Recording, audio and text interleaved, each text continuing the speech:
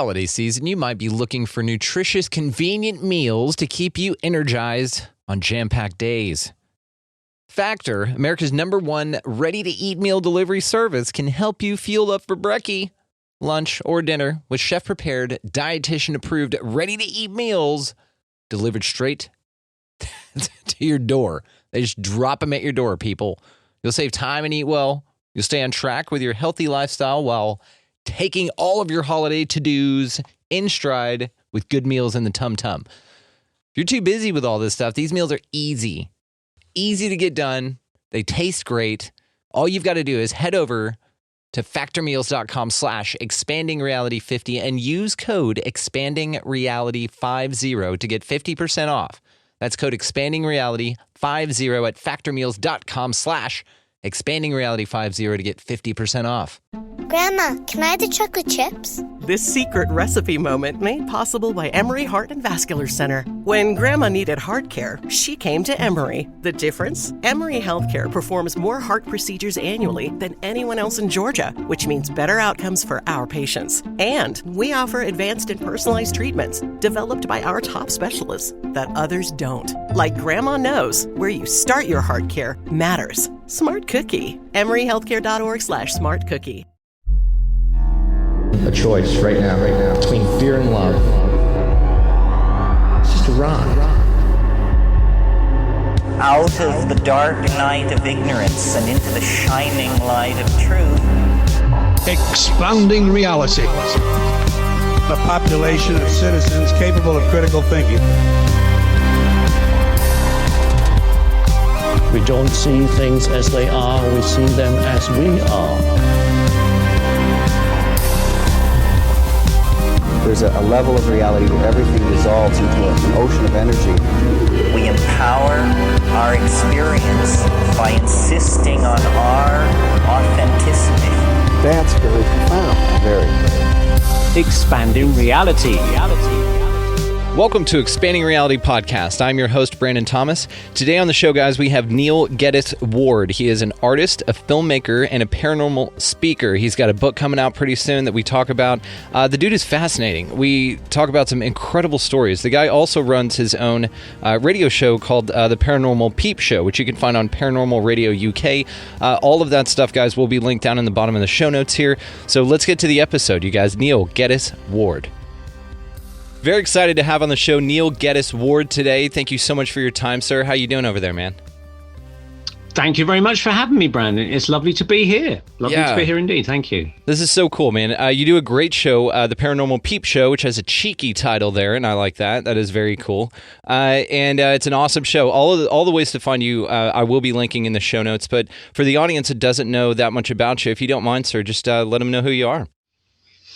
Yeah, okay. Well, as you mentioned, I do the Paranormal Peep Show, which I do with my co-host, Andy Chaplin, and we are the Brits, and we work for a station called the Paranormal UK Radio Network. So that is operated partly from the United States, but also partly from the United Kingdom as well. And most of our hosts are Brits, but I have noticed in our list of presenters, there are a few Australians coming into the fold, and I think we've got a few Americans as well. So we're coming a bit more international, but certainly we get internationally out there. We seem to be listened to by many people around the world in really obscure places, even on tiny islands in the Pacific. I've noticed we've got one of these little rotating 3D globes on the website, and you can scroll it around and it shows you where the listeners are. And so I've had a player at this little spinny round globe, and there's people in the Pacific and Japan and all sorts of places listening to us. So it's really bizarre. So that's on the radio side of things. But on the other side of things, I come from a broadcasting TV background, and I've worked in radio as well professionally, and on TV programs as well.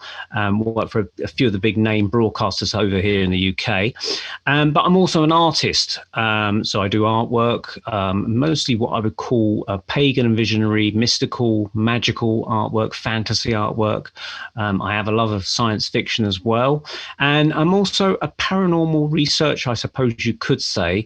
And that started off myself doing research into mediums and even studying mediumship myself in what they call developing circles.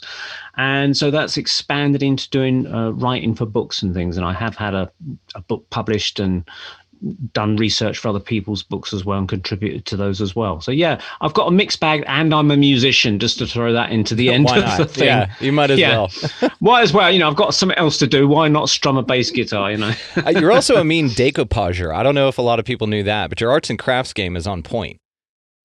Oh, well, thank you. Yeah. I mean, I paint in oils and I do drawing and sketching, but my strongest point is painting in oil paints. And people say, well, why do you paint in oil paints? Surely that's what professionals use. And the thing is, professionals use oil paints. I believe it's because it's the easiest paint to use. Can't get on with watercolors. I can't get on with acrylics. So I use oil paints because they've got a nice slow drying time and you can do lovely blending with it. But that's just a craft thing, That's interesting. I didn't know that. Okay, that makes sense though. Yeah, because people get a little turned off by the fact that, that's what like Michelangelo used and stuff. Yeah. It's like, then let's just use that then. There's got to be a reason for it, right? You get similar results. Yeah. Right. Well, tell me what got you interested in the paranormal and the things that you talk about on your show in general. What kicked that off? Goes a long way back. I've never done what people might term ghost hunting, where they might go to old castles or graveyards with little electronic gadgets. Never done that. It's not really my scene.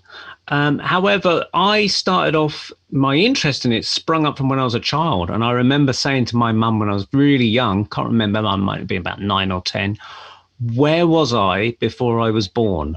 And she said, well, you never existed. And I thought, hang on a minute, I must have. Even though I can't remember it, I can't imagine not existing. And I thought, I must have been somewhere.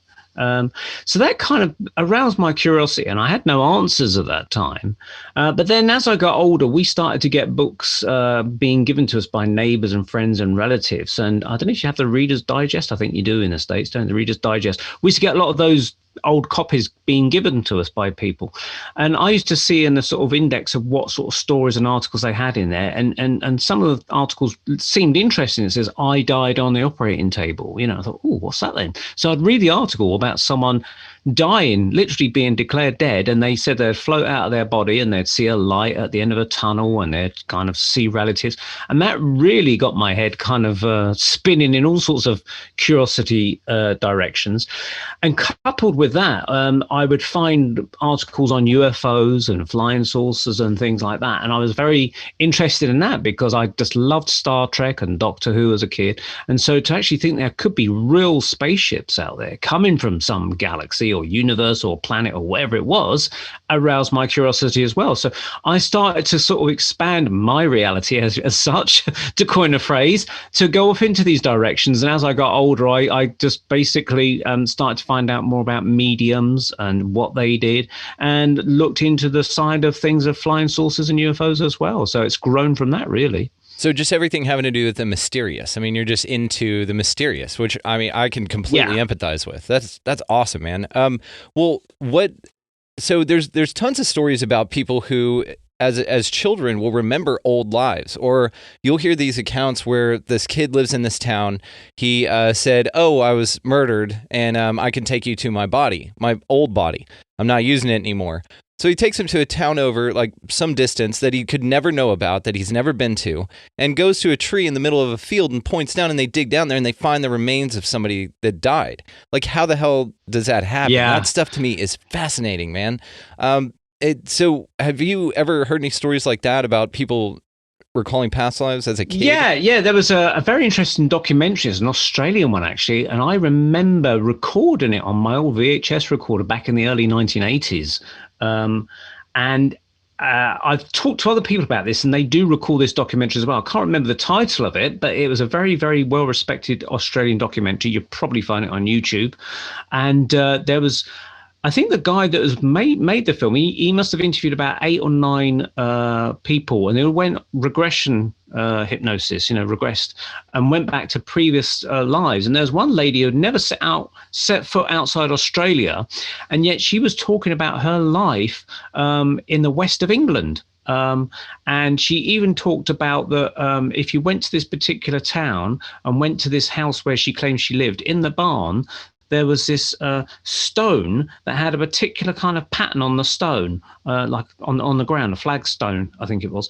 And so they actually located this old village in the southwest of England, went to this old barn that was still there from the 1600s or something, and they swept away all the rubbish and the straw, and there was this stone with the pattern that she described. And yet this lady, like you say, the tree with a body under it, she had never set foot out of Australia, and here she was describing this stone on the other side of the world, and they found it. And then you kind of sit up and think, well, how is that possible? And the answer they give is that it's reincarnation. So then you start to look at reincarnation and think, well, there must be something to it. And of course, it all ties up with the afterlife and the spirit world. And so, yeah, it all kind of connects the dots. It's fascinating, man. I love that kind of stuff. And then you can talk to people who have had after death experiences, near-death experiences. They actually did die, like you said, and they're declared dead. Even doctors will note that they were declared physically dead. There's no brain activity. Because a lot of people will write this kind of stuff off, or they think that they've got answers for it medically or scientifically, and I just don't think that the science has gotten to the point to where we can even meter that kind of stuff, or where we can look into it to where it's actually something measurable and tangible that science will actually look at. Now, there have been people that have done that, but they're discounted. It's still considered pseudoscience, and I just don't think we know enough about it. And that though is the argument for consciousness being non-localized to the body. And that's the thing, right? That's the great problem in science, is consciousness. And so whenever you hear stories like that, it's fascinating to me. I love that kind of stuff. And your show does a great job with everything paranormal and mysterious. So what about UFOs? Because they do kind of go hand in hand. Like I said, it's just all the mysterious stuff. So what got you into UFOs? Was just kind of a stair-step, slippery slope kind of thing?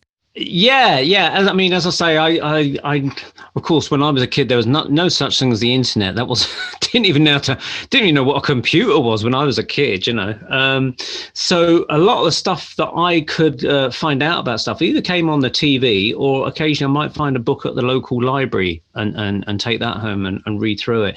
But I remember we used to have a TV program. It used to come on about 6 p.m. and it was like an hour long. It was called Nationwide, and people in the UK who are around my age and older might remember that. It's not on the TV anymore, but it was like a kind of current affairs program, and they would cover stories from around the UK that might be of interest. And they even covered the famous Cottonley Fairies at one time. That's how I first heard about those.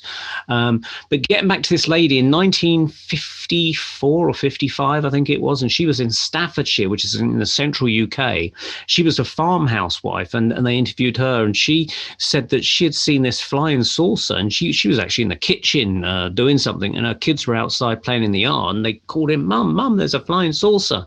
And she thought, what are you on about? And ran out, and she said she looked up and above the house, and it's actually tilted at an angle so that the occupants of the UFO could look down at her, and it must have been, she said, just above the roof of the house, so she could clearly see them. She said she saw this huge flying saucer. She said it was like a Mexican hat. That's the way she described it. So it had a kind of dome thing, or sort of saucer shape that expanded. And in the dome part, she said it looked like a window. And she said she saw two men, she said beautiful faces with long hair, blonde hair, looking down at her. And she said they almost had a feeling like of compassion as they looked towards her, rather than, you know, being dangerous or a threat of any kind. They had a compassion that you might look on an animal that's maybe injured. You might have a compassionate feel about you.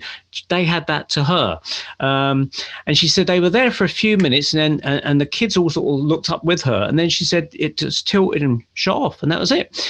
And the lady stuck to her story, because I actually found an updated interview with her. It was done in about 2006 or something online, and she still stuck to her story, and she was in her 90s by this time, and she still stuck to the same story. And I'd later learned that the kind of beings that she saw in that flying saucer possibly might be what they call Nordics, which are these very humanoid race of ETs or aliens that they think might be like higher cousins of us, if you like, of humanity, much more advanced. And the reason they're called the Nordics is because of their blonde hair. They look like Scandinavians, apparently. Yeah, and the same with the Billy Meyer case. He had the Palladians, and they look very human-like. Now, one of my favorite theories or hypotheses about the UFO phenomena, because we really don't know what it is. There's a lot of people that say, oh, they're definitely coming from other star systems. Well, we don't know that. It's a possibility, and maybe some of them are.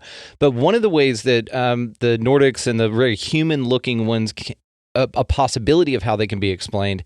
Have you ever heard of the theory that they're future humans coming back in time machines? Yeah, I've heard that one. They talked about that at the Rendlesham case, which is in the UK, and one of the ideas postulated there that it was a future time traveling machine. It's interesting. I mean, whether they can be or not, I don't know, because you wonder about all these science fiction shows where you say you can't go back and break the laws of time because it changes the whole timeline and things like that. Maybe you can, maybe you can't. I don't know, but it's a very interesting hypothesis anyway. Yeah, I had a gentleman on the show named Dr. Michael P. Masters. He wrote that book, Identified Flying Objects, and it's not his theory. A lot of people have proposed this. I know Diane Tessman, Alan Butler with his Intervention was a great book as well, but his is my favorite theory on it because he's a biological anthropologist. I mean, he looks at ancient hominids, and so he kind of deduced that, okay, well, in the future, we'll look like these alien grays and stuff like that, but if we maybe figure out time travel before we evolve to that point as a species, then that would explain some of the very human-looking people or entities that have been reported exactly like in the case that you just described, because that's a fascinating case. I love that. It's my favorite. If I had to pick a favorite theory about it, that's probably it. Because, I mean, backwards time travel is theoretically possible. They're now starting to understand that. And then there's all sorts of quantum things that we don't understand. Again, the pseudoscience. It's science that I think eventually we'll figure out. And even Dr. Michael P. Masters in his book says, if it is possible, we will figure it out because that's just what humans do. We just murder it. We go hard, right? So I think it's fascinating. That's one of my favorite ones. And it's just a fun thought experiment. And then when you start to go back into these older cases and look at it through that lens or with that possibility in mind, it's very interesting, man. It sort of checks more boxes. Because then it's just, and if those entities that have spoken to human beings would say, oh, well, we come from the Pleiades or we come from, Zeta Reticuli or something like that. If I was a future human and didn't want the past humans to know that we figured out time travel, I'd just tell them I was from somewhere they can't go, like a star system, something they can conceptualize but not physically achieve yet, right? So I don't know. Of course, they could actually be telling the truth, and they could be from those star systems that humanity has gone out there anyway, So and another possibility, absolutely. Because if time travel is possible, then you could just time travel in the future, go to where you're already established in other places in the cosmos, because then distance wouldn't be a barrier, right? Because now you're just traveling through time, not necessarily distance. It's interesting. The paradoxes will wrap your brain up, and I love those thought experiments, man. There's a new thing that's just come out. Actually, I caught it on the BBC News this afternoon, actually on YouTube, which might help. Well, it helped people like you and me and other researchers look into it. And I think it's one of these Hadron Collider type of things they got in California. And it's posted 3 days ago on the BBC. And for them to put something like that on the BBC News, it must be fairly big stuff. And they're proposing that they might have got evidence to find that there's a fifth force of something, like with gravity and we've got blah, blah, blah forces. But this is a fifth force that they haven't quite understood. Apparently, astronomers, astrophysicists, scientists have seen things happening in the universe and they can't understand why they're happening. And they put forward theories. And now with this new Hadron Collider, they found these extra particles or something that are doing things they weren't expecting. And the science of it is quite baffling, but they suspect that this might explain why these certain things are happening in the universe. And they're thinking it could be a new force of power that they haven't actually officially discovered yet. But then I'm thinking beyond that, does that then connect to time travel, spirit worlds, et cetera, et cetera? The list goes on. So they might actually discover things like the spirit world officially, like the BBC official, as it were, accidentally, indirectly. Although, my research suggests that certainly going back into the past, it's been suppressed, but there are many scientists that have discovered that, there is life after death and the whole thing has been suppressed and pulled down a little bit. Yeah, there's definitely something going on. We know that for sure. I think a lot of of it is wrapped up in woo-woo, and that's why people won't pay attention to it. You know, we're tribal creatures. We want to fit in. But I think that also that with the advent of new technology that's able to glean into this, new scientific understandings, because that's the way it's going to have to be accepted, right? It won't be the reports from millions of people that are claiming to be mediums and contactees and have seen extraordinary things that are just so mysterious that we don't understand them. And that's just simply it. We just don't understand it yet. That's it. But there's definitely something going on. And I think you can see this acknowledgement of the out there with all the things happening right now with the disclosure movement, with the U.S. government coming out, with the Pentagon reports coming out. You could tell that we're starting as a society or as a consciousness globally to kind of move forward to not accept these ideas, but just to look into them more seriously, which I think is great, man. It's an awesome time to be alive. Because, there's so much out there that we don't understand, and the understanding of which could change everything, right? So I know that you wrote an awesome book. So tell us about that. Well, it's still being written, if it's the one that I think you're referring to, which is Encounters with Fairies, Ghosts and Spirits. Is that the one? I want to talk to you about this. Okay. Well, that was actually a sidestep from the artwork, because how that came about is that I would take my artwork to various events and shows and conferences around the UK, where you'd get speakers talking on various subjects, and I'd have to pay a booth fee, I think you'd call it, but we'd call it, or a vendor's fee, but I'd have to pay a stall fee. It's the same thing, and so I would negotiate with these people and say, look, if I tell you a few stories and you need a speaker, right? I've got a lot of research that I've been interested in. How about if I told a few stories and that in exchange for a free stall? And they say, yeah, it'd be fine. So, they put me up in a hotel. I'd get my expenses paid, a free meal. So I did quite well out of it. I was literally singing for myself. I'd sell some of the artwork, which was lovely. And so then I'd get there, and I'd also have a free advert, because I'd get up on the stage and say, come and see my stall. And now I'm going to tell you about ghosts and fairies and spirits. And so that's how it came along. And what happened is that I talk for about an hour about the various researches and experiences that I had and with people that I had met. And then, of course, after every event, these people would then come up to my store and say, oh, I like your talk. Can I tell you about my story? So after a while, it started to snowball, and I started to get more and more and more stories. And I thought, after about 10 years, I've got to put this down into a book, because there's so much here.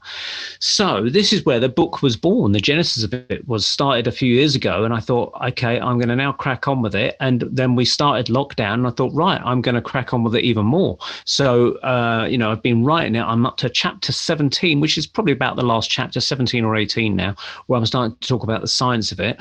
But the whole book goes through encounters with fairies, goes through mediumship and how that works, people's sightings of ghosts and what possibly ghosts are, right through to mediums that have manifested spirits in Brazil that seem to float up into the air, or mediums that have disappeared and appeared in other locations in Brazil. I'll get to Brazil later, if you remind me about Brazil, because I've got an interesting hypothesis of why that might happen in Brazil in particular, because there's lots of cases that seem to come from Brazil in the sense of UFOs and mediumship and spirit operations and things like that, more so than any other part of the planet. And I've suddenly kind of hit upon a speculative theory or hypothesis that might possibly be connected to something that we've already got in existence, but I'll come to that later. Don't you dare tell me it's swamp gas.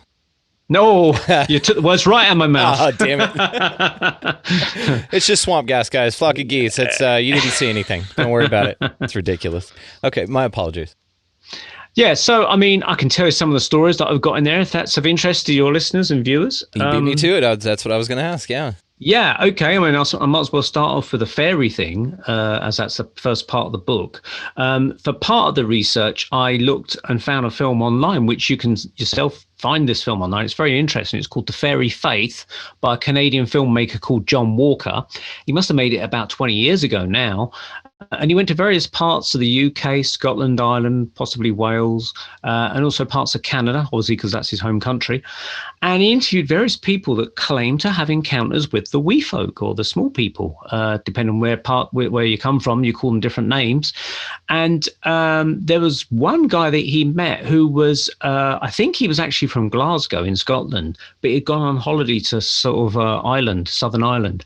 And he was at this place called the Fairy Fort or the Fairy Hill, if memory serves me right. And he heard this mysterious, weird music, which has often been associated with these fairy sightings. And you can't actually pinpoint where this music's coming from, but you just know it's around you. And he heard this weird music, and he was like backpacking there. And he was a normal, down-to-earth kind of Glaswegian builder by trade, you know, who wouldn't take any nonsense. His name was Steve Odell. And he said that whilst he listened to this weird fairy music, it had just stopped raining, and the clouds were parting over the valley, and the sun was coming out, and he saw this perfect rainbow forming over the valley. And he thought, what an absolutely stunning view. Isn't this absolutely magical and lovely? And whilst he was looking at it, he said there was this weird movement in his peripheral vision down there somewhere, out of the field of his normal vision. He could see something down below him. And this thing was moving around. It annoyed him so much that he just had to take his gaze off the lovely view ahead of him and look down to see what it was. And he said that there was this woman who was probably about that high, maybe a couple of feet. I might not be quite accurate with the size of them, but she had brown leathery looking skin and a sort of a brown leathery pointy hat. She looked really old and ugly. And he said that she had what he thought looked like sheep shears, old style sheep shears, like a great big pair of iron scissors or something, or rusty scissors of some sort. And she was cutting, this is where it gets weird, cutting around the sole of his shoe. And he said where his shadow extended, there was the male equivalent of this being, and this is where it gets freaky, expanding reality freaky, rolling up his shadow like a roll of paper. And he said he didn't know what to think, because he's seen these beings doing something that it defies reality and physics as we understand it. And he didn't know what to say. And he just went, oi, like that. And he said that they looked at each other as if to say, oh my God, he's seen us. And he said they went psh, and just vanished like that. And he said, I dread to think if I'd not seen them, what would have happened to me? What would have happened? I mean, were they taking part of his soul or his energy, but rolling up a shadow like Peter Pan? It literally defies physics, doesn't it? Yeah, I would say so, because it doesn't make any sense. But intellectually, it doesn't make any sense. But it's a fascinating story, man. That's awesome. Yeah. I mean, the thing is, and this is a Glaswegian builder doing it. It's not some pot-smoking hippie. Right, right. So it's not the sort of guy you would think. And first of all, if you're going to make up a story, this story is too weird to make up. It is. Do you know? Yes. It's very, like, super creative. So I tackled that one at the beginning. And that led me on to a meeting once on an aeroplane. I was actually flying to Spain from Scotland. I'd flown down from Scotland down to London. I was catching a connecting flight then down to Spain with my family. And my son was young at the time, and he was sitting next to me on the right looking out the window. And I was at the front of the plane, and the last passenger to get on this plane going to Spain was this dark-skinned gentleman. Now, the whole plane was full of Spaniards flying back to Spain. So I just assumed he was another Spanish guy. But we started talking, and he spoke in a very English accent, and I thought, oh, he's not Spanish. I said, where are you from then? And he said, oh, I'm from what you would call Iran. He said, I prefer to call it Persia, but he says, I live in London. I said, oh, what, you going on holiday to Spain then? And he says, oh, no, I said, I'm an architect, and I got to go out there just to check on the progress of the projects that I've got going out there, sort of thing. So I said, oh, right. So he said, what do you do? And I said, well, I'm an artist, and I do fairy artwork and drawings and things. And I said, at the time, I lived in the Orkney Islands, which are a group of islands off the north coast of Scotland. And we had a gallery there, an art gallery, and it's called the Fairy Museum, Orkney Fairy Museum and Gallery, with my artwork and some local legends of fairies up there. So I was showing him some drawings on my camera that I'd photographed and said, oh, this is the kind of thing I do, etc., etc. And then I thought, oh, I'll tell him that weird story, which I've just related to you, with Steve Odell and the strange shadow people rolling up his shadow like paper. And I thought that's a freaky one. And he then opened up a little bit. He said, yeah. And I said, science is just getting its hand on the door handle of this new reality, but we haven't quite opened the door yet, but we've got a hand on the door handle. And he says, yeah, I agree with you. We're just getting there, as like this theory of this fifth kind of force that we're discovering now. And he said, I'll tell you a story with something that happened to me, which I won't really tell other people kind of thing, but I'll tell you as you're the kind of guy that might be willing to listen to it and understand it. And I almost got the impression that this guy probably held on to this story for a long, long time and not told many people about it, because he perhaps didn't mix in those kind of circles, being an architect and intellectuals and that sort of stuff. So he said that when he was a younger man, he was conscripted into the Iranian army. And he must have been about 18 or 19, something like that. And he said that he was patrolling the streets in Iran with an army colleague one night. And he said a sandstorm blew up one night, which was common in those parts. And he said they sought shelter in a local mosque. And so they went into the mosque. And as is the custom in mosques, they took off their shoes. So they took off their shoes. And I'll call this guy Hussein. He didn't want me to reveal his real name because I actually used it in a book. I don't know what his real name was, Hussein or something, Hussein Saddam, something. I don't know. But anyway, he said his friend went to sleep beside him. He said, you go to sleep and I'll keep a lookout. And after an hour, I'll wake you up and then it'll be my turn to sleep. And that was the arrangement they were going to have through the night. So he said his friend went to sleep and Hussein had the gun and he just kept sitting there against the back of this wall of this mosque, sitting next to his buddy. And he said no matter how hard he tried to stay awake, he couldn't help it. He kept nodding off to sleep. And he'd wake up and go, oh, I must stay awake. I must stay awake. He said this happened 3 times that he nodded off and kept waking up. And then on the 3rd time he woke up, he said he suddenly saw a woman crouching down, looking at his feet. And next to the woman was a girl crouching down, looking at his army friend's feet. And the girl appeared to be about 11, 12 years of age, something like that. And they were both staring intently at their feet. Remember, because they didn't have shoes on, they were just looking at their feet.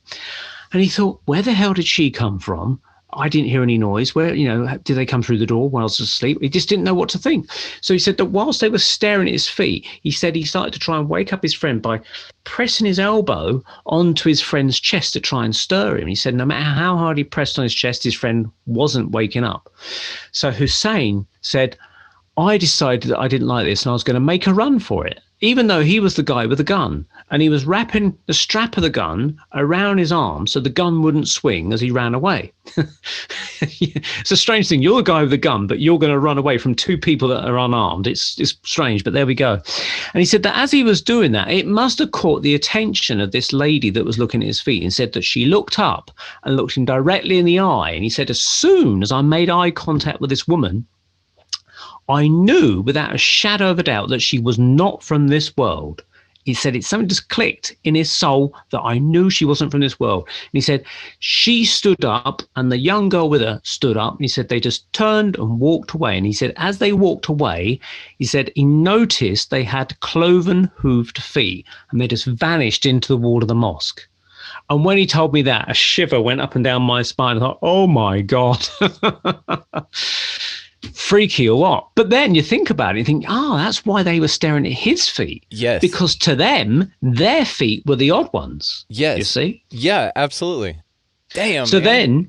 then you start to do a few sort of somersaults in your brain thinking, okay, let's think about this more. And then you start to think of there's legends of people with centaurs, half man, half beast. The Lion, the Witch, and the Wardrobe has centaurs, or faun people, half faun, and like Pan. that kind of thing. Yeah, Pan, exactly. So maybe that's where those legends come from. You see? Yeah.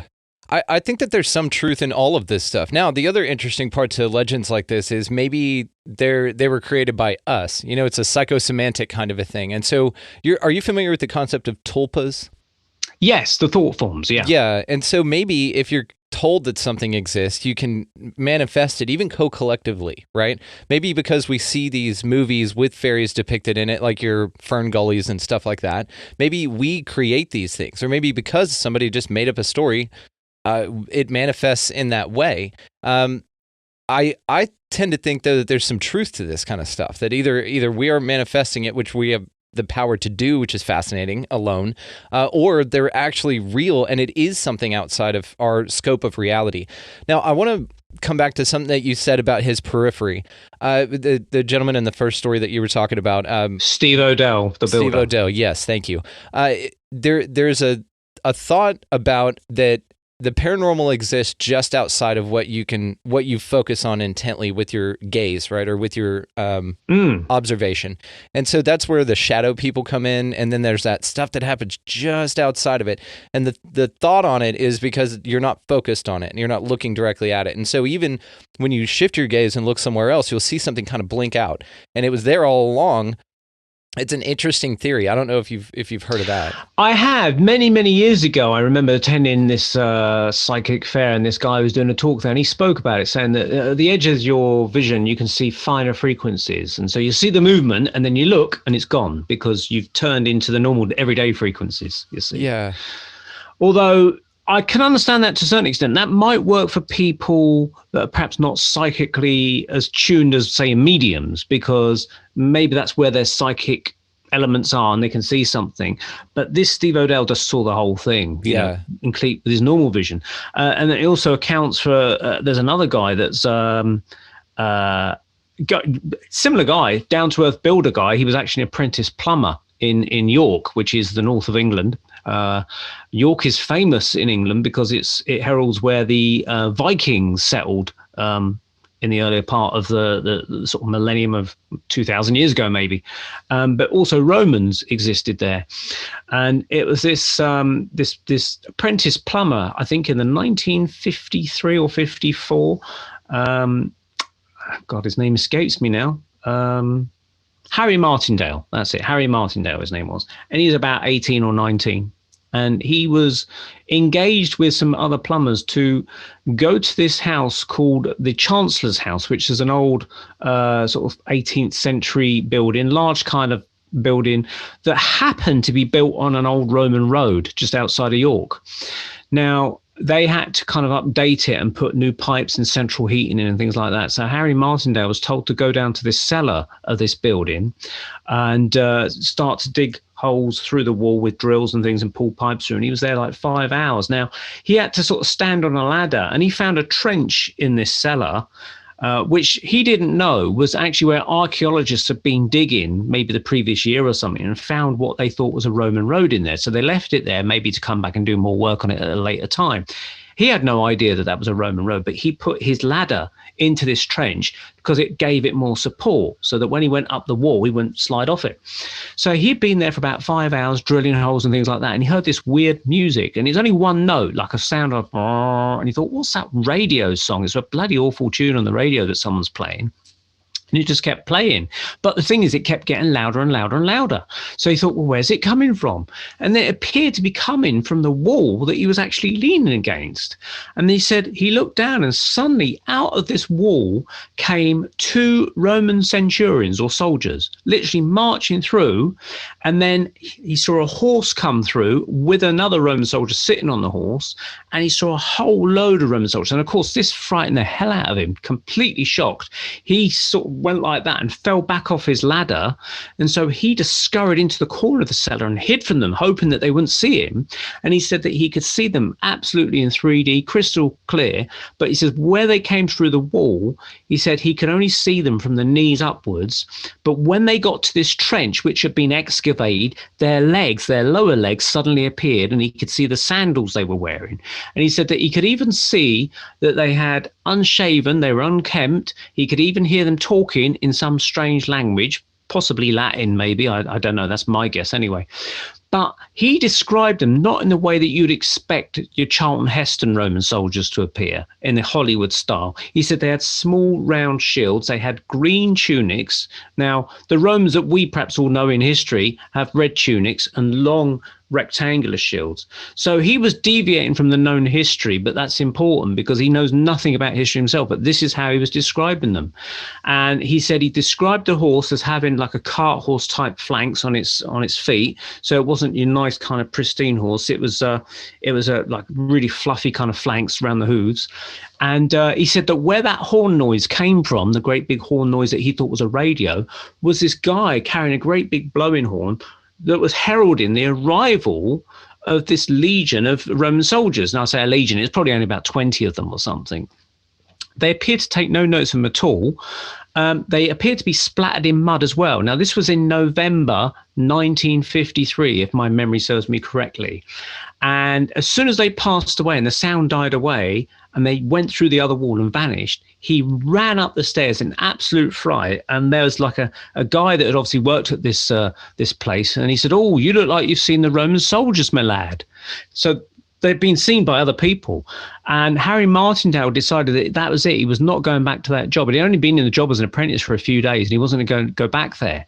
Now, later on, maybe about 5 or 6 years later, there was a new caretaker of this historic building. It was a lady with her dogs, and she had sighted these same Roman soldiers. It was her job to go around looking and checking up all the rooms of the building at night, and her dogs ran down these cellar stairs and were barking, and she looked down the stairs and she could see the Roman soldiers, but this time she saw many horses coming through. Again, they were covered in mud, and this would be in February 1957, in the winter of 1957, but February time. Now remember, Harry Martindale saw his in November. Again, that would be a winter time in 1953, and he sighted them covered in mud, and this lady described them covered in mud, but it wasn't exactly the same scene. Still the same Roman soldiers, possibly with the same kind of outfits and things, but they were all riding horses, but they were knackered. So they actually land across their horses as if like almost falling asleep, and the horses were leading them home, sort of thing. And then another time she saw them, maybe 2 months later, that they were leading the horses this time, but again, loads of horses, not just one horse, as Harry Martindale has seen. So that led me to think that they'd all seen them in the winter of their corresponding year. So in 1957, this lady was seeing them her winter, and the reason I suspect it was their winter in the Roman times is because they were covered in mud. And you'd only get mud in the winter generally, where they're splattered walking on, muddy roads and things. If it was the summertime, they would not really have mud on them. So rather than ghosts, and people talk about the stone tape theory, where these ghosts appear and they're like recorded in the atmosphere or in the building somewhere, and you're like pressing play somehow and watching this video recording of a ghost unfold, I suspect that it could be almost like your time travel idea, but they're peering through time because they're seeing them perhaps on the same kind of season from their time back to the past. I.e., they're in their winter and they're looking at the winter of 2,000 years ago, and they're looking at the Roman muddy soldiers. And again, these Roman muddy soldiers are not actually aware of the people looking at them. They're being spotted by us, but they can't see us. Very interesting kind of sighting, that one. Very interesting case, the Harry Martindale case. It's a fascinating concept. And I remember hearing a story about two teachers that were on tour in France somewhere, and they actually are walking through the palace. I'm sure you've heard this. And then they look down, and I think they walk through a door or threshold or something. I can't remember the specifics, but you understand. And then Marie Antoinette was sitting there, and she was being painted or something like that. And they were just like, what the hell? And yeah, she couldn't see them. And it's an interesting time slip kind of a thing.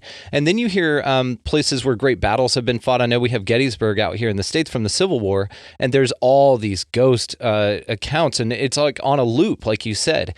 Yeah. Now, it is interesting that I love the concept even more that it's not like a repeating loop, but that you're able to glimpse into the past of that time when you're viewing it from your time. So just like you said, in November, it was a totally different scene than in February.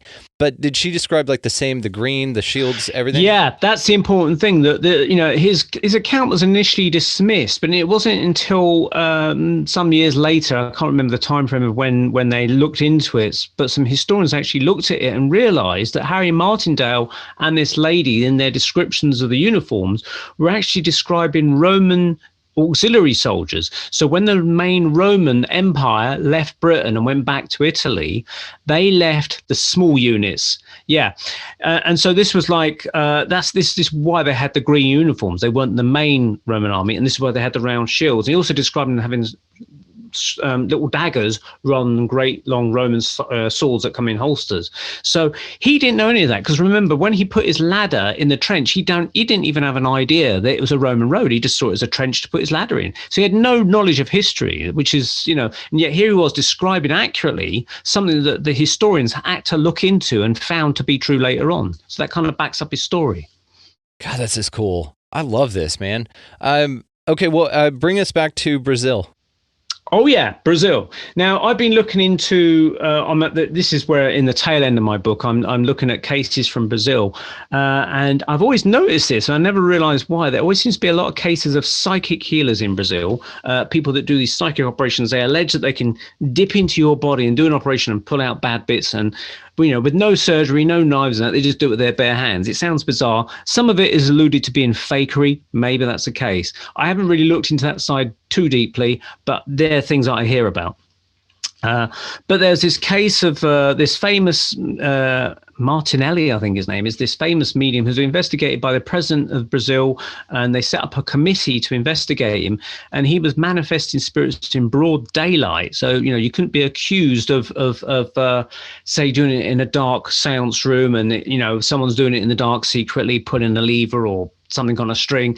This was in broad daylight for everybody to see, and people that had died that were well known, like a priest had died and he appeared in his full regalia as a priest, and he was having his pulse taken by doctors and being measured and sticking out his tongue and everything. And he'd speak there for 10 minutes and he'd say who he was, and then he'd rise up in the air and he would disappear, feet first, then legs, then his torso, so that only the head was left, and that would disappear. And this was happening a lot with this guy. They doctors that had died, local town doctors that had died, were appearing in these seances, and they tested this guy for a long time, and so many manifestations are happening. Now, I thought, this is different from the seances that you have in other parts of the world, where they're in a dark room where they have a seance cabinet and you might have an infrared light, because we're told that the spirits can't manifest in normal daylight, and so you have this infrared light, which is considered to be less harmful, and this ectoplasm, this mysterious stuff that comes out the mediums, then forms into a spirit. And if you suddenly drew the curtains and natural daylight would flood in, that would cause this ectoplasm to sort of go back into the medium and can harm them and injure them, as in the case of the wartime medium Helen Duncan, who was bringing back dead sailors from ships that had been sunk in World War II. That happened to her. Now, this Brazilian case, another Brazilian case, is marked differently because it was happening in broad daylight. And I thought, well, how can that be? I'm told that this can only happen in the darkness of a seance room. But there's this thing called the Atlantic anomaly, and that's to do with the Van Allen radiation belts. You might have heard of them. Now, in the late 50s, Dr. Van Allen in America was kind of experimenting, and he discovered, with sending up small rockets with Geiger counters, that there was 2 bands of radiation above the Earth. And this is where the moon landings are suspicious. Did they really happen? How could they travel through the Van Allen radiation belts, where these charged particles are trapped of radiation that come from the sun? But because we have like a magnetic field on our Earth, it's a bit like the iron filings on a magnet. You trap the iron filings in a sort of circular pattern around a magnet on paper, and all these charged particles of radiation are trapped in these belts with our own magnetic field. So essentially, we're like a giant big bar magnet on the Earth, and the iron filings is this magnetic field. So there are parts of it where it's not perfect. There's areas on the North Pole and the South Pole where there is no radiation belt. And if you could launch a rocket from the North Pole, it could go straight up from the North Pole without going through the Van Allen radiation belts. But the problem with that is the temperature is so cold up there, it causes a problem to the rocket's engines and things. Think of like the space shuttle with the O-rings exploding and things like that on the shuttle, because it's such sub-zero temperatures. That's the kind of problems you have there. But there's also another part where the radiation belts actually leak down over the South Atlantic and across Brazil. Now, Brazil covers a large part of the South America, and it's known as the Atlantic anomaly, and it comes down to about just 200 feet above the surface of Brazil and the South Atlantic. Whereas normally the radiation belts, you don't encounter them until at least sort of 1,000 miles up. And beyond that, they stretch for like 20,000 miles. They expand and contract, so you can't say it's an absolute nth degree that it is 1,000 miles up. Sometimes it might be 600 miles. But this Atlantic anomaly is where the radiation dips down lower. So I was interviewing a guy a couple of months ago who said his wife manifested in his bed right next to him. She'd been dead technically for 7 years, and yet she had materialized in his bed. It was in a dark room in his bedroom. He didn't have the light on, but he said he could feel her body, he felt her legs, he felt her stomach. And he said he knew it was his wife. He knew her. He was married to her for 40 years. He knew it was her. And she was there, and then bang, she disappeared. But he said in his mind, he could see all these sparks and wondrous, almost like a light show going on in his mind. And he said he looked into it and he found that at that moment that she had appeared, there was a great big mass solar flare from the sun. And that got me thinking. I'm thinking, okay, could that solar? He wondered if that they were tapping into the energy of the sun, the solar flare, to somehow manifest themselves. And it's like riding in on the surf. For surfers, they come on a certain wave that's big, and they can come in, with a bit of a show. And he wondered if it was the same kind of thing. So that's where it led me to postulate the idea that perhaps the radiation coming down from the sun into Brazil is lending some sort of energy that these spirits can then manifest in the daytime rather than nighttime, as we have like in traditional Victorian seances or modern day seances, where we have to shut the windows and darken out everything to protect one from the daylight. It seems that the energy is so much more stronger with these charged particles coming down over Brazil that maybe they can use that in some way to amplify their presence here. I don't know. It's just a hypothetical, up in the air. I don't know. Just an idea. Damn, that's fascinating, man. That is so interesting. Okay. So he's able to just do this on command because the energy is there all the time. Now, the solar flare thing happened to be pretty, I don't want to say coincidental, but it wasn't intentional, right? And it just happened to happen when that solar flare occurred. But this gentleman is able to tap into the energy and just call them on at will. Can he call specific people? Yeah, now this happened in the 1920s, so this guy's now gone himself, and all the people investigating have gone on. But it's recorded in various books in Brazil, in Portuguese, I'd imagine, but there must be various translations that exist. So again, I've got to track that down. But apparently they did something like so many different experiments in different areas. So they would do like, say, 50 to 100 physical seances. That's physical seances is where spirits materialize in the room or in broad daylight. I mean, one was at a railway station or something, if I recollect correctly. And then they did another so many experiments where it was automatic writing. That's where spirit would take over the hand of the medium and write with their own handwriting using a pen. And then there were clairvoyant readings, which is your everyday John Edwards type of mediumship, where, he would like to say, I'm coming to you, madam, and I feel your father, and his name is Jonathan, and blah, blah, blah, blah, that kind of stuff, which is the more common mediumship, which doesn't require daylight or night. You literally just can tune in and do a reading like that on someone. But some of the mediumship tests were failures, and it's the same sort of thing. You can do a test and do 10 experiments and 2 would be failures, and conditions weren't right for whatever reason. It failed. They never actually listed why it failed. Maybe they didn't know why it failed. But a good 80% of the time, these manifestations were successful. Of course, it's not just the power of the medium. It requires on the spirits manifesting to also be successful their side, because it's a joint experiment. And providing it both works on both sides, then you're going to get something tangible. So sometimes it fails on their side, and sometimes it's the weather conditions this side. I mean, I remember reading in Jane Roberts' Seth books. I don't know if you're familiar with the Seth material. Seth Speaks, yeah. Seth Speaks, exactly. He said in one of his books that it was more difficult for him to come through and manifest to Jane and Rob, her husband, when there were storms in the atmosphere. So again, that kind of thought got me thinking about, well, atmospheric seems to play some part in the production of this phenomena. So when there's a lot of electrical activity, it could be like a Faraday cage type of thing and block certain psychic phenomena out to a certain extent. But maybe on the charged particles idea of radiation or whatever it is, solar flares, maybe there's some sort of battery boost that gives them that amplification of their signal to come through. I don't know, but it's an interesting idea. It is an interesting idea, and it reminds me of a story that I heard about a guy who was this frat guy. There was an old house on campus, and they used to dare each other to stay in this house, right? Because it was allegedly haunted. And so this guy said, okay, I'll do it. And he slept in the house. Well, there was a big storm that night, and that's an important part of the story probably. And so he's sitting there and laying on this old couch or this old area of this home, and he could see up the stairs. And what's interesting is there's a wall at the top of the stairs, and then it turned. Well, a man came through the wall, walked down the stairs, looked right at him, and then said, what are you doing? Kind of, or acknowledged his existence, and then turned around and walked right back up the stairs and went through the wall. Now, what's interesting is later on, and this freaked this dude out. Of course, he shagged ass. He wasn't having any of it.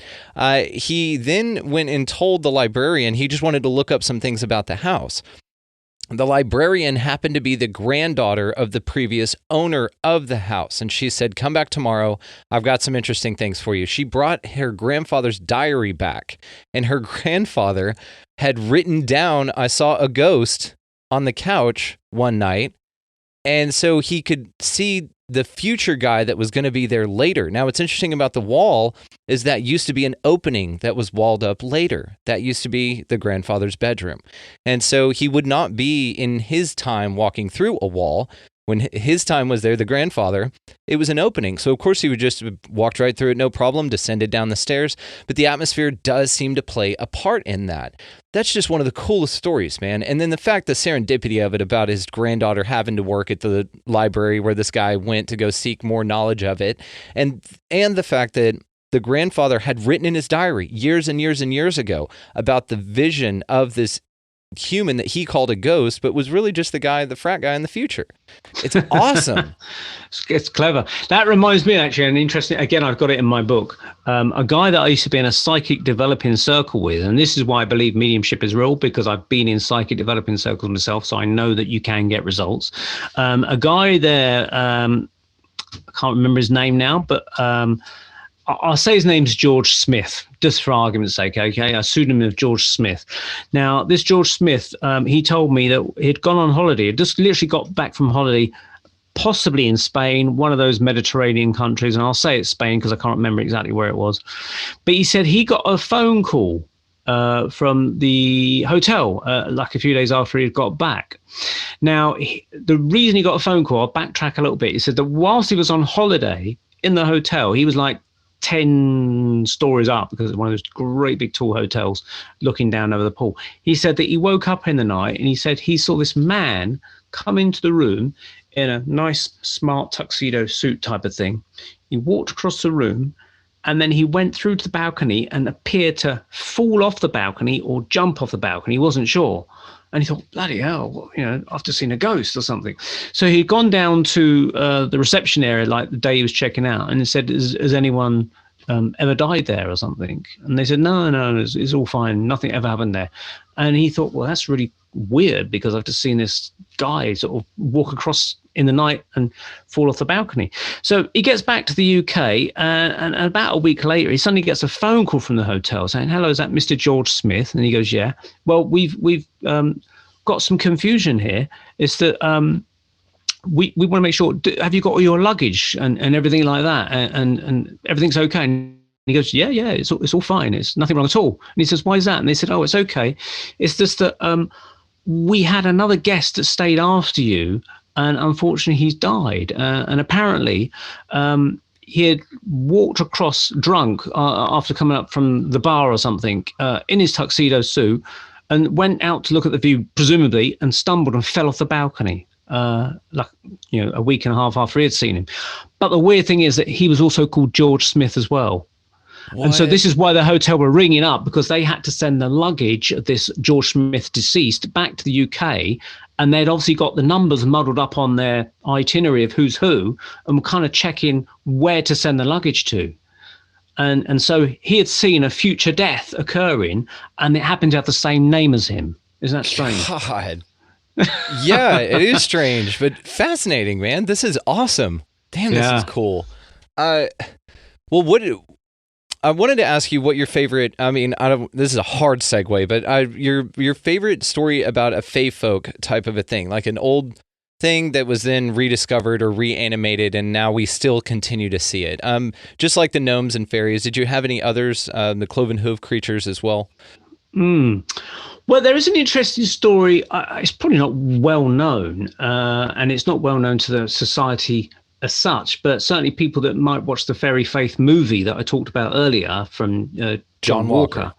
Yeah, that's in there as well. And that's a very interesting story, because it's, again, this Canadian lady She almost looks like she could be kind of Native American, Indian descent, maybe. I can't remember her name. I actually checked her out on Facebook. I tried to find her to see if this woman still exists, and she still does. I didn't contact her or anything, but I actually pondered the idea of just thinking I could maybe ask her a few questions about it. I didn't want to intrude on her privacy, but I know she went public with her story anyway, and I thought I've got enough information to go with, I think. But what happened was with there is that this would be about the mid-1970s, and she said that she would take her kids to this favorite lake in Canada, and they would paddle in the shore of the lake with the little kids. I think she had 3 of them, and they would have a little picnic, afternoon picnic, and they might do that once a month or something. And she said that on one particular occasion, she was holding her little kids' hands as they were paddling in the water.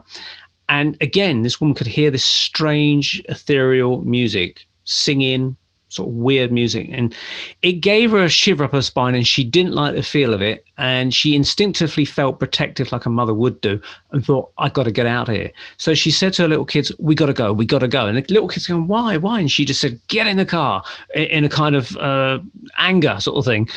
And her older daughter was with her, and she couldn't understand why they had to get in the car. And then she just piled them all in the car. And this music was getting louder, she said. And she said to her eldest daughter, now what they did in the film, they took the mother, this lady relating the story, and her daughter, who was now growing up, back to this location where this happened by this lake. And the mother at the time, back in 1974, said to her then young daughter, don't look out of the window. But then the girl, who is now growing up, she says, I remember my mum saying, don't look out the window. But of course, I had to.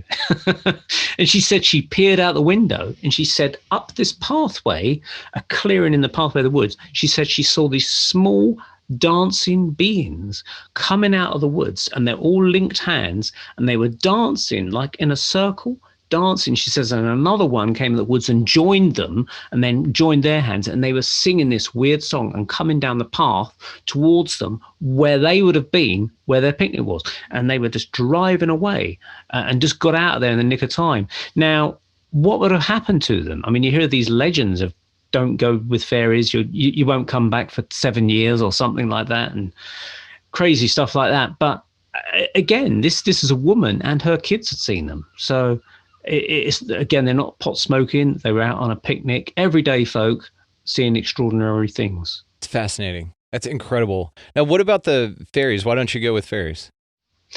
Fairies, in the same sense, well, there's fairies that, I mean, we talked about these small beings, and some people might regard them as fairies. Now, there's a very Victorian idea of fairies where you got these wings, and they're called winged sylphs. Now, the Victorians painted lots of things with wings. So they'd paint angels with wings because they defied gravity, so to speak. So in their mind, they had to explain how they could defy gravity. And so they'd put these bird wings on them or insect wings on them and things like that. And it looked kind of cute, I suppose, pictorially. But I don't think that's the case, because remember, I've just mentioned about the cases in Brazil where these spirits are raising up and levitating in the air with no wings at all. So I suspect these beings can levitate, but they don't require wings.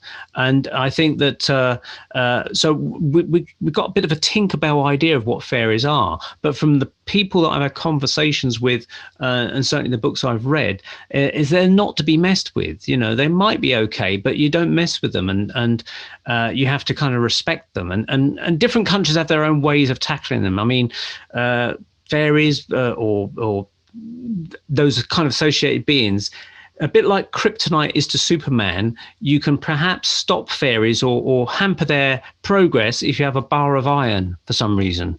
Why iron? I don't know. But maybe it's like magnets and, you know, getting back to magnetic fields or something. I don't know. But yeah, there are fairy stories of people being visited by them. I mean, there's the case of the Cottony fairies, which is a well-known thing from England. And it was actually admitted to be supposedly a fake story some years later by the 2 old ladies that were involved in it. But they actually said that they did see them, and what they were doing, photographing these fairies by a little stream with an old camera that required a sort of like 10 to 15 second exposure. But the problem with that is that you would see the river flowing on the long exposure of the camera, and it would all be blurry. But the fairy wings in these photos were not fluttering or moving, or there's no movement of the fairy being blurry, because what they found out later on, that it was stuck in on pins and they were cut out of cardboard. And I remember seeing this many, many years ago and thinking they didn't look quite right. I wanted to believe it, but the fairies looked like drawings to me. And it turned out they were drawings. These two young girls, Elsie and I can't remember the other lady's name, they were kind of grown up in the 1920s, I believe. And it was Arthur Conan Doyle who wrote, what's his name? Sherlock Holmes stories. He was very interested in spiritualism because he lost his own son in the Great War. So he was contacting him through mediums, but he became very interested in this story, and he championed this idea of the Cottonley fairies. But it was found out many years later that they had actually lied about it. Well, what they did is, it was a bit of a thing. They lied about it because they had photographed these things, but they actually claimed they still saw them. But they thought that if they told people they saw them and they didn't have any proof, then people wouldn't believe them. So what they did, they faked the evidence that people would believe them. And they said the story just got out of hand. And once people like Sir Arthur Conan Doyle got involved, these girls just shut up. They thought, oh my God, we're out of our depth here. What have we done? You know, they really set the cat amongst the pigeons, and it was all getting out of control. And it was only when one of the ladies died in her 90s that the other lady then told the whole story. Yes, we did fake the photographs, but she said she always claimed that one of the photographs was real. Don't know which one it was. I think they took a series of about 8 or 9 photographs. She always said that one of them was real, but we don't know which one it was. But she said they did actually see them. And there's a background story to that there was the Theosophical Society who were involved in that. And he actually, a guy from that society who kind of tuned into fairies and nature, went with them into the fields where they claimed this, saw the fairies. And he said that he could tune into them, and he described them and things like that. And he said that they were there. So he was kind of like backing up their story. Now, I can't say whether that's true or not, but he claimed he was backing up the story, and he thought that it was true, because I read a separate book about the whole thing from his point of view. So there's two sides to that story. One appears to be fake, but the other seems to have some legitimacy of science behind it in some sense. You know, and you hear about this all the time. You'll hear about it in the Bigfoot community as well. They will fake things because what they did see is they actually did see something, but they didn't get any evidence of it. So they'll fake things because they want to be believed. They want to be justified in what they saw and validated. But unfortunately, it does the opposite, right? Because then they're clear fakes, and you can see that. And so it's a challenge in describing something that you've seen with no evidence and then trying to fake it to get more credibility with it. And that happens all the time. I mean, people with UFO phenomena, they do that. Bigfoots especially, I've definitely heard it happen a lot with that community. And then I wouldn't see why this wouldn't be any other way as well. It's an interesting part of the kind of trying to get over explaining something that is so not okay by society and not accepted by society. And so you want proof because that's what everybody says, right? Where's the proof? Where's the proof? And so you fake proof to prove something that really happened that wasn't fake. It's a paradox of observations, but it unfortunately happens quite a bit, man. And so, yeah, I mean, why wouldn't it happen in cases like this as well? We'll probably wrap it up here soon, but tell me one of your favorite stories. You're such a great storyteller in relaying this information, man. I can't wait to get your book, and we'll talk about that as well. But if you don't mind, if you've got one more story for us, man, you're just awesome. Yeah. Well, I've talked about the fairy beings and things like that, and I talked about the centaur, or the fawn type of creatures with the guy in the mosque and that. And when I told that story to one of the events that I was attending, and I mentioned earlier that people would come up and then relate their stories to me. Well, this lady came up and she says, "I'm so glad you told that story about those beings, because it confirms that I'm not going nuts." And I said, "Well, what do you mean?" She said, "Well, when a number of years ago that she had a baby, unfortunately it died not long after birth. And so she was in the hospital, obviously very, very distraught. She said she was really sad and heartbroken.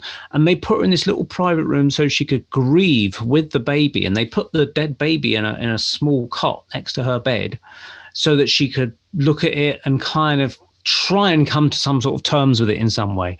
And she said that she sat there crying with this the poor dead baby by her in the cot. And she thought, how am I going to be strong for my husband and my family? There's just no way after this traumatic event that I can never be strong again.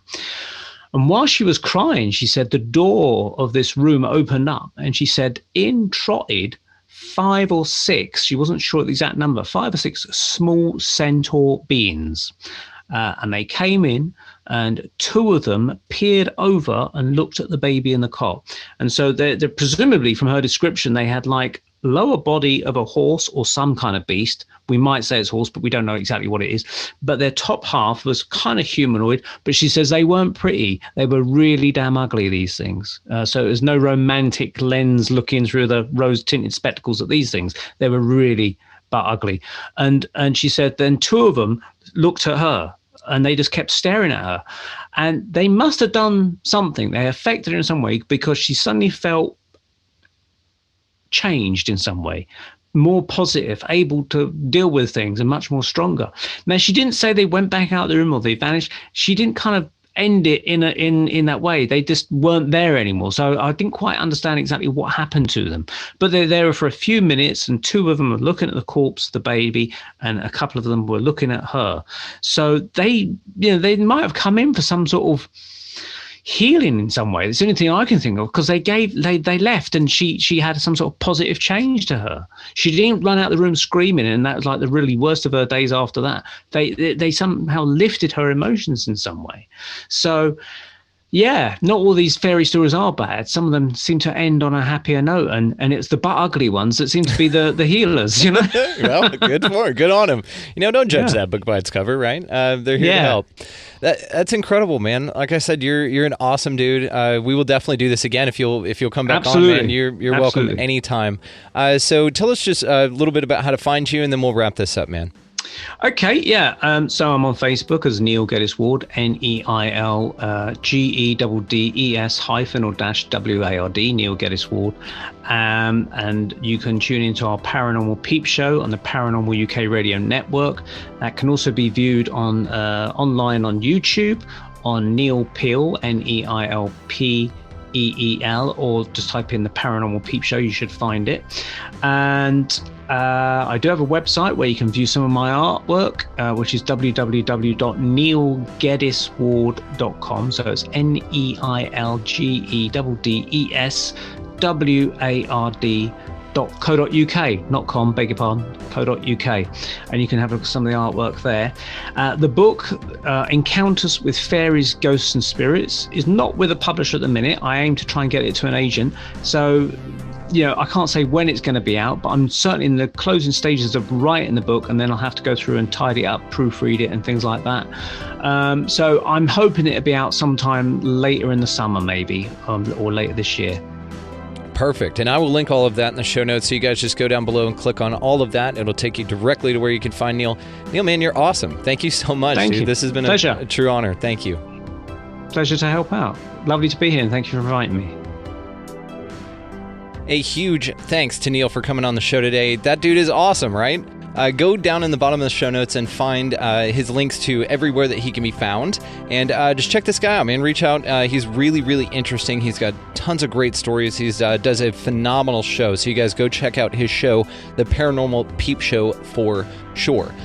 Big thanks to him again. So also for this show, guys, we can be found at expandingrealitypodcast.com. That is where all the links to Facebook, Instagram, Twitter, the YouTube video of this will be, of course, up on Expanding Reality on YouTube. That is also where you can find our Patreon if you want to contribute to the show.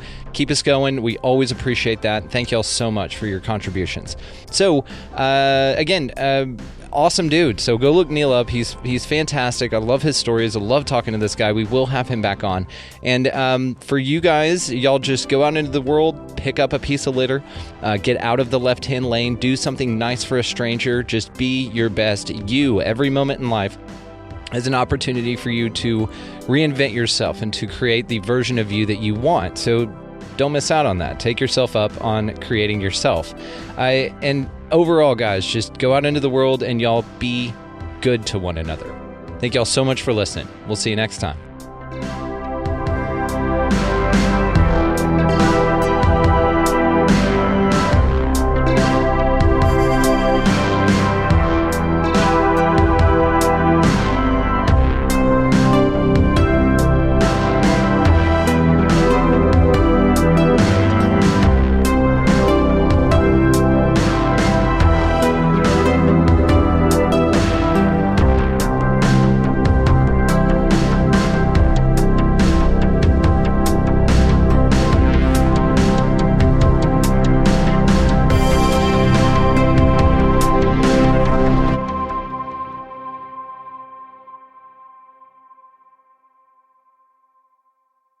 Grandma, can I have the chocolate chips? This secret recipe moment made possible by Emory Heart and Vascular Center. When Grandma needed heart care, she came to Emory. The difference? Emory Healthcare performs more heart procedures annually than anyone else in Georgia, which means better outcomes for our patients. And we offer advanced and personalized treatments developed by our top specialists that others don't. Like Grandma knows, where you start your heart care matters. Smart Cookie. EmoryHealthcare.org/smartcookie.